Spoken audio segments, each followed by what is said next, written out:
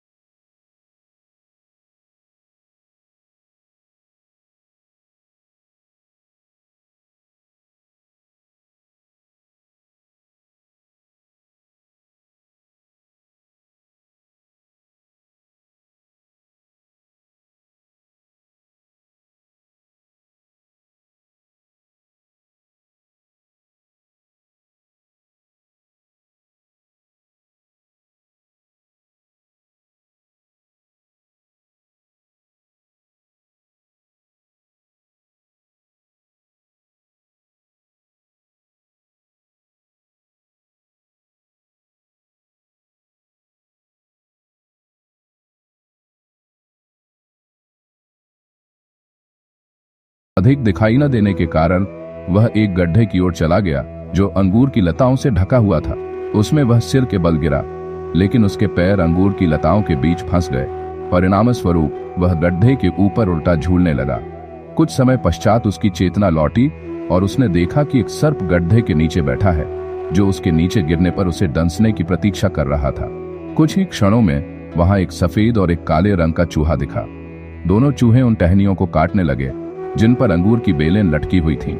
तभी कुछ ततैये वहां आकर उसके मुख पर काटने लगे, किंतु इस विकट परिस्थिति में वह व्यक्ति हंसने लगा। तब कई दार्शनिक वहां यह ज्ञात करने आए कि इस प्रतिकूल परिस्थिति में वह व्यक्ति क्यों हंस रहा था। उन्होंने ऊपर की ओर मधुमक्खी के छत्ते को देखा, जिसमें से मधु की कुछ बूंदें टपक कर उसकी जीभ पर गिर रही थी।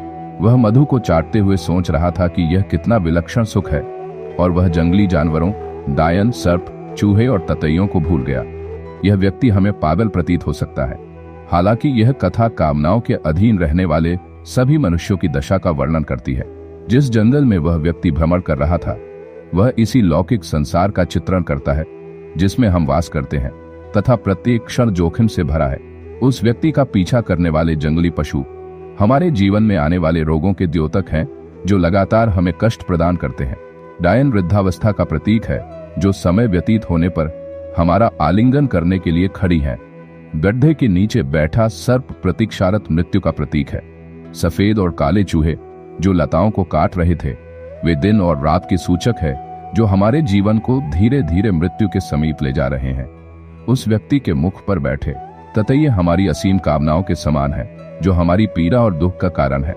शहद काम वासना के सुखों को चित्रित करती है, जो हमारे विवेक और बुद्धि को धुंधला करते हैं।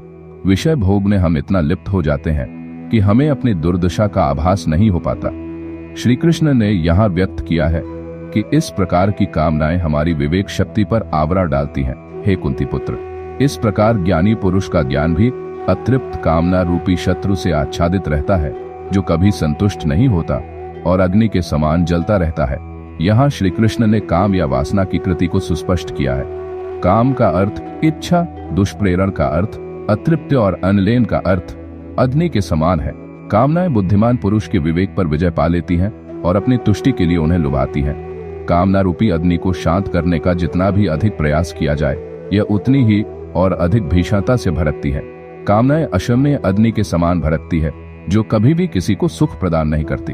ज्ञानी पुरुष इसे दुख का मार्ग जानकर इसका परित्याग करते हैं, किंतु वे जो इस सत्य को नहीं जानते, वे अपनी वासनाओं की तुष्टि का निरर्थक प्रयास करते हुए अपने जीवन को व्यर्थ कर देते हैं। इंद्रिय, मन और बुद्धि को कामना का अधिष्ठान कहा जाता है, जिनके द्वारा यह मनुष्य के ज्ञान को आच्छादित कर लेती है और देहधारियों को मोहित करती है। काम वासना की शरण स्थली को प्रकट करते हुए भगवान श्री कृष्ण अब इसे नियंत्रित करने की विधि के संबंध में सूचित करते हैं। शत्रु की घेराबंदी करने से पूर्व शत्रु की दुर्बलता का पता लगाना आवश्यक होता है। इस श्लोक में श्री कृष्ण व्यक्त करते हैं कि इंद्रिय, मन और बुद्धि वह स्थान है जहां से काम वासना आत्मा पर आधिपत्य जमाने का प्रयास करती है। काम वासना के प्रभाव से इंद्रियां विषय भोगों की कामना करती हैं और मन को सम्मोहित करती हैं।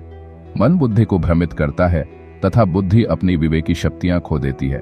जब बुद्धि पर आवरण पड़ जाता है, तब मनुष्य मोहवश वासनाओं के दास बन जाते हैं और उनकी तुष्टि हेतु सब कुछ करने को तत्पर रहते हैं। इंद्रियां, मन और बुद्धि अपने आप में किसी प्रकार से बुरे नहीं होते। ये सब भगवत प्राप्ति के प्रयोजन हेतु हमें भगवान द्वारा प्रदान किए गए हैं, किंतु हम वासनाओं को इन पर कब्जा करने की अनुमति देते हैं। अब हमें इन्हीं इंद्रियों, मन और बुद्धि का आत्म उत्थान के लिए प्रयोग करना चाहिए। इसलिए हे भरतवंशियों में श्रेष्ठ, प्रारंभ से ही इन इंद्रियों को नियंत्रण में रखकर कामना रूपी शत्रु का वध कर डालो, जो पाप का मूर्त रूप तथा ज्ञान और आत्मबोध का विनाशक है। श्री कृष्ण यह स्पष्ट कर रहे हैं कि उस काम वासना पर कैसे विजय प्राप्त की जा सकती है, जो सभी बुराइयों की जड़ है तथा मानव चेतना के लिए घातक है। काम वासना को बुराइयों का भंडार बताते हुए श्री कृष्ण अर्जुन को प्रारंभ से ही विषय भोगों पर नियंत्रण रखने के लिए कहते हैं। इनकी उत्पत्ति ही हमारे कष्टों का मूल कारण है, जबकि इनका दमन करना शांति का मार्ग है। इसे समझने के लिए प्रस्तुत उदाहरण को समझें। रमेश और दिनेश दो सहपाठी कॉलेज के छात्रावास के एक कमरे में रहते थे। रात्रि 10 बजे रमेश सिगरेट पीने की इच्छा व्यक्त करता है। वह कहता है, मेरी धूम्रपान करने की तीव्र इच्छा हो रही है। दिनेश कहता है कि बहुत अधिक रात हो गई है, इसलिए धूम्रपान करना भूलकर सो जाओ। रमेश कहता है, नहीं नहीं, मैं जब तक सिगरेट के कश नहीं ले लेता तब तक मैं सो नहीं सकता। दिनेश सो जाता है और रमेश सिगरेट की खोज में कमरे से बाहर निकल जाता है। छात्रावास के निकट की दुकान बंद हो चुकी थी। 2 घंटे के पश्चात जब अंत में उसे सिगरेट मिलती है तब वह छात्रावास में आकर धूम्रपान करता है। प्रातःकाल दिनेश उससे पूछता है, रमेश तुम रात को कब सोए? रमेश, आधी रात के समय। दिनेश, क्या सच में? इसका अभिप्राय है कि तुम 2 घंटे तक धूम्रपान करने के लिए तड़पते रहे और धूम्रपान करने के लिए तड़पते रहे और धूम्रपान करने के पश्चात तुम उसी मनोदशा में लौट आए जो कल 10 बजे रात्रिकाल में थी। रमेश ने पूछा, इससे तुम्हारा क्या मतलब है? दिनेश ने उत्तर दिया, देखो, रात 10 बजे तुम्हारी धूम्रपान करने की कोई इच्छा नहीं थी और तुम शांत थे, किंतु रात्रिकाल में 10 बजे से 12 बजे अर्धरात्रि तक तुम सिगरेट पीने के लिए तड़पते रहे। अंततः जब तुम्हारी धूम्रपान करने की इच्छा समाप्त हुई तभी तुम सो सके। दूसरी ओर मैंने अपने मन में किसी प्रकार की इच्छा उत्पन्न नहीं की और मैं 10 बजे रात्रि को शांतिपूर्वक सो गया। इसी प्रकार से हम भोगों की कामनाएं उत्पन्न करते हैं और बाद में वे हमें दुखी करती हैं। जब हमें मनचाही वस्तु मिल जाती है तब हमारे द्वारा ही उत्पन्न यह रोग निर्मूल हो जाता है और हम इसे सुख समझने लगते हैं। जब हम स्वयं को आत्मा मानते हैं तो हमारा प्रयोजन केवल आत्मा को सुख प्रदान करना होता है। तब हमारे लिए ऐसी कामनाओं का परित्याग करना सुगम होता है। श्री कृष्ण अर्जुन को बताते हैं कि इन इंद्रियों पर संयम रखो ताकि इनमें व्याप्त वासना का संहार किया जा सके। ऐसी दक्षता पाने के लिए हमें भगवान द्वारा प्रदत्त दिव्य शक्तियों का प्रयोग करना चाहिए। इंद्रियां स्थूल शरीर से श्रेष्ठ हैं और इंद्रियों से उत्तम मन, मन से श्रेष्ठ बुद्धि और आत्मा बुद्धि से भी परे है। श्री कृष्ण मनुष्य को भगवान द्वारा प्रदत्त अवयवों की श्रेष्ठता को व्यक्त कर रहे हैं। वे वर्णन करते हैं कि शरीर जड़ पदार्थों से निर्मित है। श्रेष्ठ 5 ज्ञानेंद्रियां हैं जिनके द्वारा स्वाद, स्पर्श, रूप, गंध और शब्द की ग्रहण किया जाता है। इंद्रियों से उत्तम मन और मन से श्रेष्ठ बुद्धि है जिसकी सहायता से हम विभिन्न पदार्थों में भेद करने के योग्य होते हैं, किंतु आत्मा बुद्धि से भी परे है। इस अध्याय के अंतिम श्लोक में किए गए वर्णन के अनुसार इंद्रिय, मन, बुद्धि और आत्मा की श्रेष्ठता के इस ज्ञान का प्रयोग हमें काम वासना को जड़ से उखाड़ने के लिए करना चाहिए। इस प्रकार हे महाबाहु, आत्मा को बुद्धि से श्रेष्ठ जानकर अपनी इंद्रिय, मन और बुद्धि पर संयम रखो और आत्मज्ञान द्वारा कामरूपी दुर्जय शत्रु का दमन करो।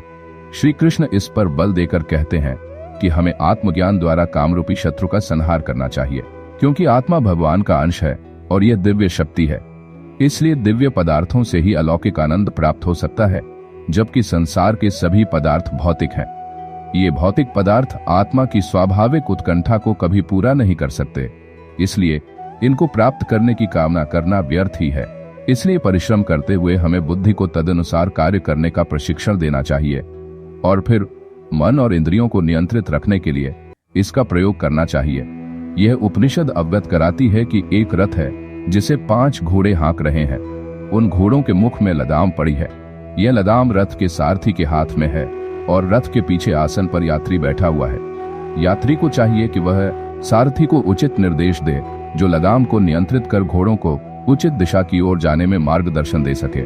यदि यात्री सो जाता है तब घोड़े निरंकुश हो जाते हैं। इस सादृश्य में रथ मनुष्य का शरीर है, घोड़े 5 इंद्रियां हैं और घोड़ों के मुख में पड़ी लगाम मन है, और सारथी बुद्धि है और रथ में बैठा यात्री शरीर में वास करने वाली आत्मा है।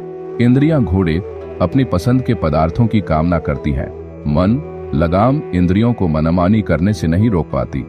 बुद्धि सारथी, मन, लगाम के समक्ष आत्मसमर्पण कर देती है। इस प्रकार मायाबद्ध आत्मा बुद्धि को उचित दिशा में चलने का निर्देश नहीं देती। इसलिए रथ को किस दिशा की ओर ले जाना है इसका निर्धारण इंद्रियां अनुमानी के अनुसार करती हैं। आत्मा इंद्रियों के सुखों का अनुभव परोक्ष रूप में करती है, किंतु ये इंद्रियां उसे तृप्त नहीं कर पाती। इसी कारण से रथ के आसन पर बैठी आत्मा यात्री इस भौतिक संसार में अनंत काल से चक्कर लगा रही है। यदि आत्मा अपनी दिव्यता के बोध से जागृत हो जाती है और अपनी सक्रिय भूमिका का निर्वहन करने का निश्चय करती है, तब वह बुद्धि को उचित दिशा की ओर ले जा सकती है। तब फिर बुद्धि अपने से निम्न मन और इंद्रियों द्वारा शासित नहीं होगी और रथ आत्मिक उत्थान की दिशा में दौड़ने लगेगा। अतः आत्मा द्वारा इंद्रियों, मन और बुद्धि को नियंत्रित करने का प्रयास करना चाहिए। तो मित्रों, आज की यात्रा यही समाप्त होती है। अब मिलते हैं अगले अध्याय में।